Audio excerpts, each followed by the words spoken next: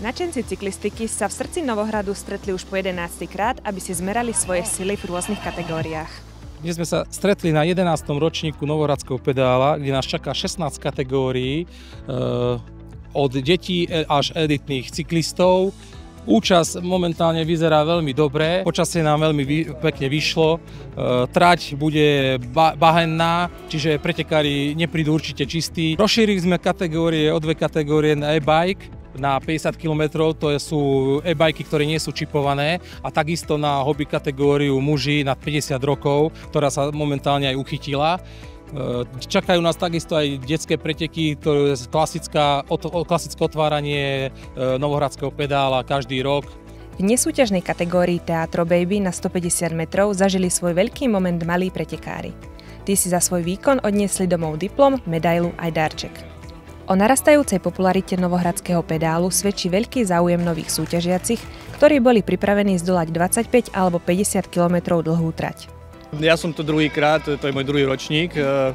Prvý ma veľmi oslovil, preto som zavolal aj môjho brata. A dneska pôjde aj môj malý synček, 4-ročný, na detské preteky. Takže sa veľmi na to teším, že aj v srdci Novohradu je takáto akcia, kde sa môže zísť celá rodina, priatelia, a dúfam, že si to užijeme. Koľkýkrát si, povedz do mikrofón, druhýkrát si teraz na pretekoch a prvýkrát ide takto kategóriu Family. Medzi domácich favoritov patrila reprezentantka Slovenska Martina Krahulcová. Ani tento rok si podujatie nenechali ujsť športovci zo zahraničia.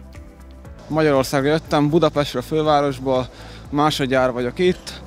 Jó volt a pálya, pont jó volt a talaj, kicsit saras, de még úgy tapadt. Készültem erre a versenyre a sok meredek emelkedő miatt. Hetente nagyjából ilyen 15 órát edzek erre, és a 400 kilométert. Chodím toto skoro každý rok, pokiaľ môžem a pokiaľ som tu, a za každým človeka príjemne prekvapia tie blatité pasáže, ktoré ako tak trošku preveria tie technické zručnosti toho jazdca. To je miesto v kategórii e-bajkov, a tak bolo nás tam málo. To si na to potešilo, takže kvôli nemu som bojoval. Krásny máme deň, akcia sa vydarila. Zdraví a celí sme došli do cieľa, to je základ.